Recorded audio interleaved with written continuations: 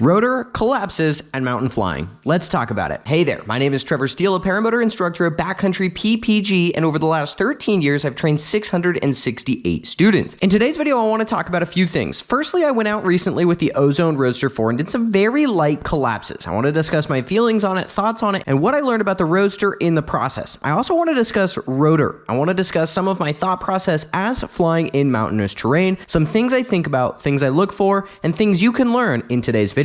With all of that being said, let's get right into it. Hey guys, just wanted to jump on here real quick and let you know that we are launching a new product called a UINTA Adventure Pack. That is what you've been seeing in this video on my chest. This is the best chest pack on the market by far. We've spent the last year working on this product, developing this product, testing, improving, tweaking, and putting it into mass production. We have 52 boxes stuffed to the top full of chest packs coming in with 3 different color options. They are opening for pre-orders August 16th. Visit our new website, uintapacks.com, for information on that. Right off the bat, I want to clear the air. These are not by any means intense, SIV worthy, full-length video, serious collapse tests. These are very tame, very gentle, feeling it out collapse tests. However, since this video, I've done more intense collapse tests, and I'm gonna make a full video on just the collapses of the Roadster 4. But these are what I would call feeling it out collapse tests. Okay, with the Roadster 4, it is an ENB certified glider. If you're not familiar with the EN certification, it is a safety certification that paraglider wings go through. It is not common for paramotor specific gliders to go through EN testing. However, they do EN certify the Moxie, Mojo, Roadster, and Spider. This Roadster 4 is an ENB. The certification from the safest to least safe goes A, B, C, D, uncertified. A being the safest certification, B being the second, C being third, D being fourth. Now, the thing with the safety certifications is you get certified the lowest rating you received, meaning if you received 100 A's and 1 B, you're certified a B. This is what we would refer to as a low B. A high B would be something that got almost all B's and was more close to C certifications. A low C would be something that got all B's except maybe 1 or 2 C's. Now, moving on from that, when I'm doing collapses, there's a handful of things that I'm really looking for in the glider. The first thing is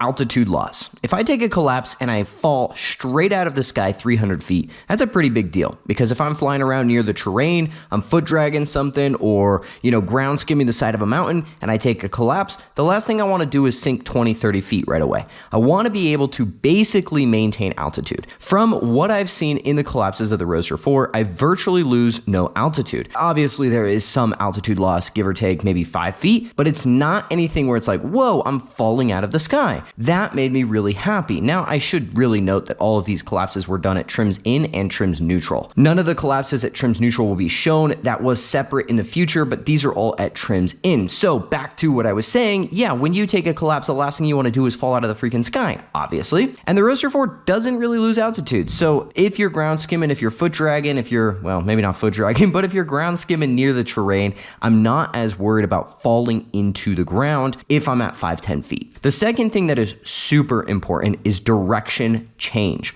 Now, if I had held these collapses for longer, that is a different story. And again, we'll make a full-length video on collapses. But the last thing you want is an intense, extreme direction change. A direction change is nearly guaranteed. Every glider is going to change directions, because if you think about it, if half of the glider collapses, that half of the glider is A, acting as a giant drag chute, and B, flying at a slower speed. So the flying side's natural inclination is going to be to follow said collapsed side. And that's fine. That is totally okay, acceptable, and normal. But what I don't want is, as soon as it collapses, that glider goes shooting off towards the collapsed side, diving at the ground. Roadster 4 doesn't do that. Very happy with the direction change. It takes almost no input to keep the glider flying in a straight line. Now, one of the things that really changes that right there is your speed. If you're going 50 miles an hour, obviously slowing one half of the glider to 20 miles an hour or 10 miles an hour is going to cause the glider to dive faster. But the Roadster being trimmed in, I mean, dude, it's so fluffy. It's so forgiving. It's so nice. Next one is recovery from the collapses. Some gliders stick. especially reflex wings, meaning if you take a collapse, it just stays in the collapse while falling out of the sky. I know, not necessarily the best thing to hear, but one of the variables I like to see is, does it recover itself? Roadster 4 does.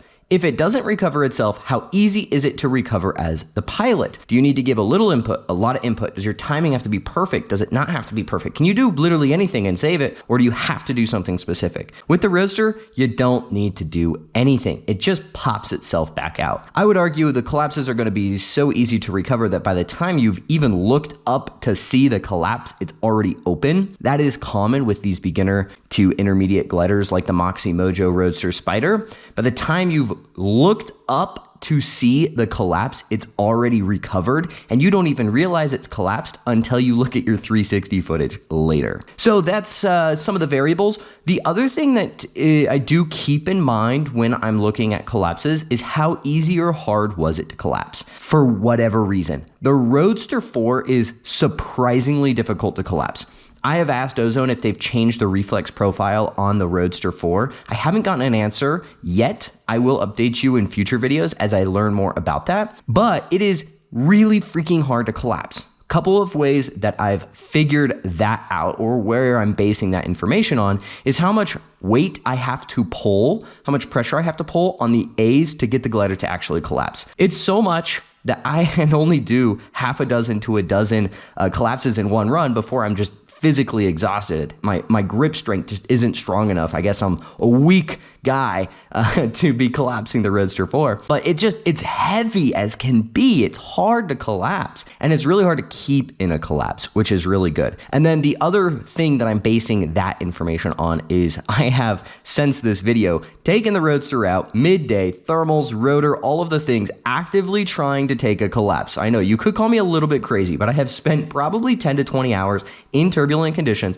trying to get the Roadster to collapse. What I mean by that is I'm just not active piloting when I think I need to be active piloting in an attempt of getting the glider to collapse. I have yet to successfully get it to collapse in the real world. The closest I have come is a wingtip collapse that didn't even collapse. I felt it get a little light, but it didn't even collapse. So it's been surprisingly difficult to get the Roadster 4 to collapse, which I think is a good thing.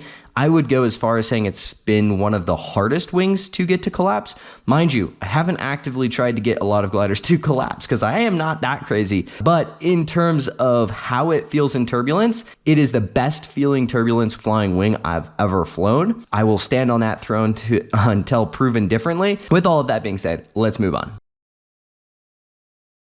Okay, so now it is time to talk a little bit about rotor. And I know this video has really turned into a lot more rambling than I expected to be. However, there are a bunch more adventure videos that I am working on that are going to be more adventure focused, less of this rambling discussion kind of thing that we've got going on here. But I wanted to talk a little bit more about rotor. The first thing that I want to mention about rotor is that if you are a new pilot, under, let's just say 50 to 100 hours, you should not be flying around big terrain. You should not be flying around mountains. You should not be messing around with rotor. It is not forgiving. It is not kind. It is not safe. You need to understand rotor to a much higher degree. You need to understand it. You need to have visualized it. You need to have gone to the edges of it. You need to know what's going on. And the best way to do that is with somebody helping guide you.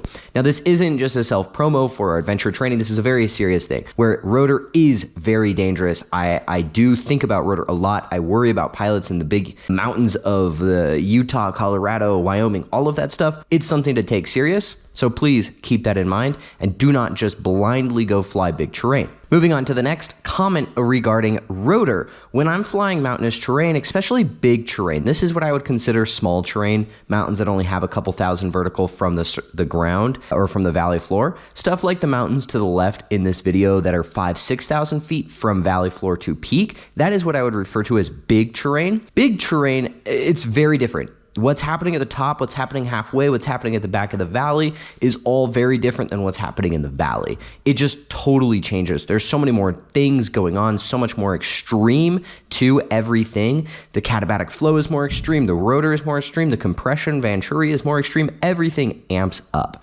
However, with this mild, small terrain like we're approaching here, it's still a big deal to understand that rotor. And so I want to discuss more about the wind speeds. Before I ever even fly to terrain like this. First and foremost, I have very firm cutoffs with my wind speeds. Now, I personally will fly a little further than this, but when I'm teaching newer pilots to approach terrain, I want a max speed at the top of the terrain of 6 miles an hour. Now, that is a very conservative number, and if you're in the Midwest or on the beach, 6 miles an hour is like, dude, you don't even get 6 miles an hour. And I understand that, but this isn't Midwest flying, this isn't flatland flying, this isn't beach flying. This is mountain flying, and we do get 6 miles an hour or less at terrain. The reason that I want 6 or less miles an hour is as soon as you start pushing past 6 miles an hour, that is when everything becomes a big deal. That is when your rotor is becoming dangerous. That is when it's clearly going to be present. That is when you're going to have things like ridge lift, you're going to have venturi, you're going to have compression. Everything is going to start to become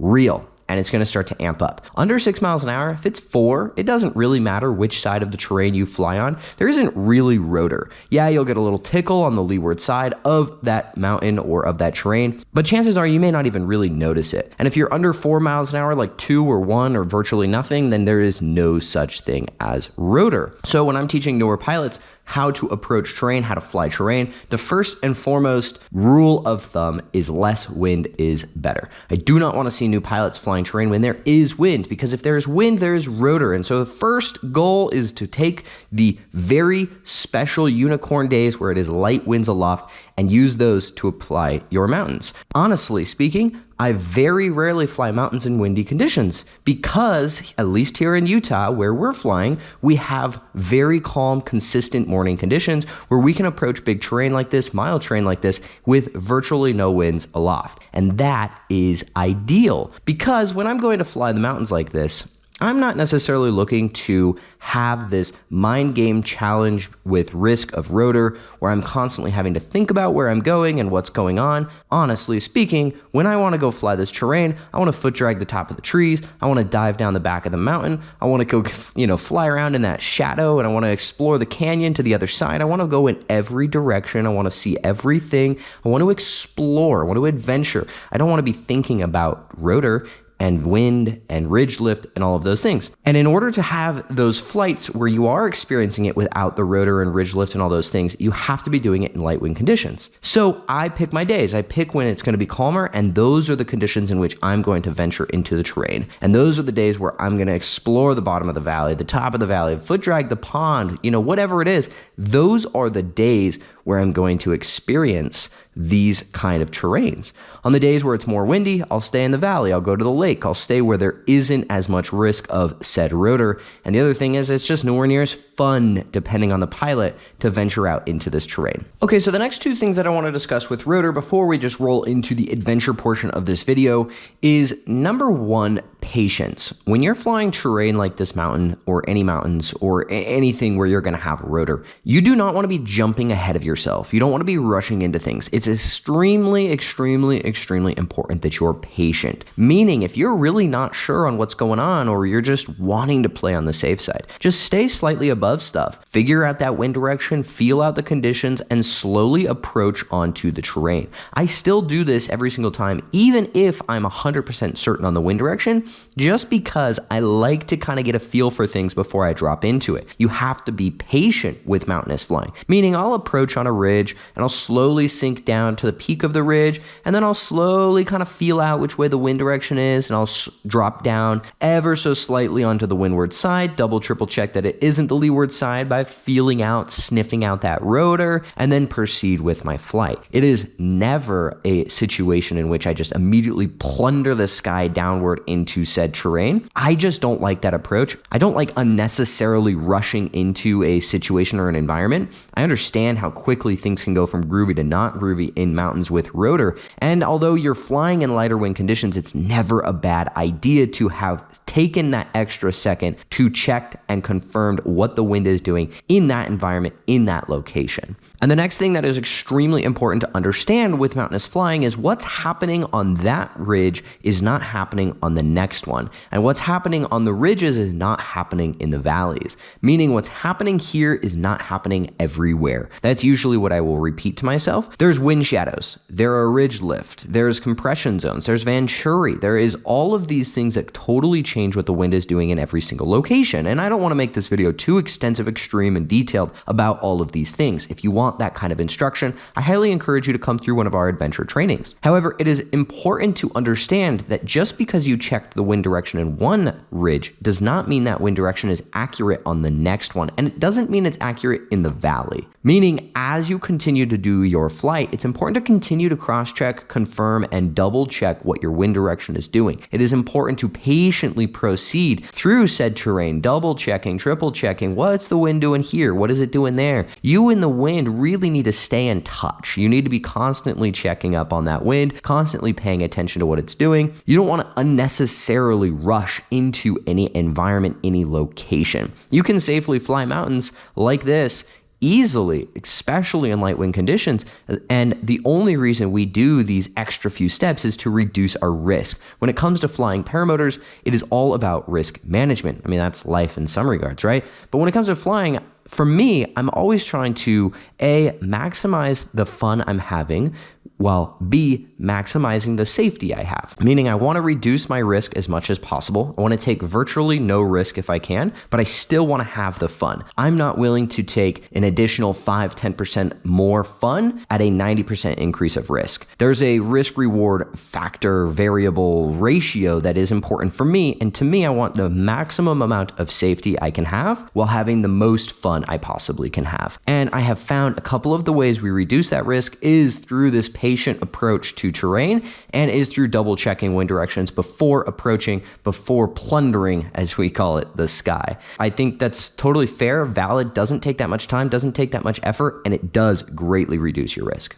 All right, guys, that is it for this video. Now, I'm gonna do a handful of videos in the future. One of the next few videos I am working on is more of a technical analysis of rotor and wind in a variety of different mountain environments. I'm gonna screenshot, do diagrams, etc., etc. I wanna make something a little bit more detailed with a little bit more meat to it as far as identifying the rotor, danger zones, locations to be, and all of that stuff. So stay tuned for that video in the future. The other thing that I will be doing is working on a handful of videos about some adventures I recently had with this Roadster 4. Sadly, my helmet that has the capabilities of talking to my GoPro is not operational, so all of these videos are going to be voiceover videos similar to this, but more so discussing the actual adventure that I was on and the thought process I had as I was approaching certain terrain, certain environments, etc., etc. With all of that being said, thank you guys so much for watching. Once again, we are releasing our new UINTA packs on August 16th. This is a pre-order, and we will have more information on those soon. Stay tuned for that, and we will see you all in the next video.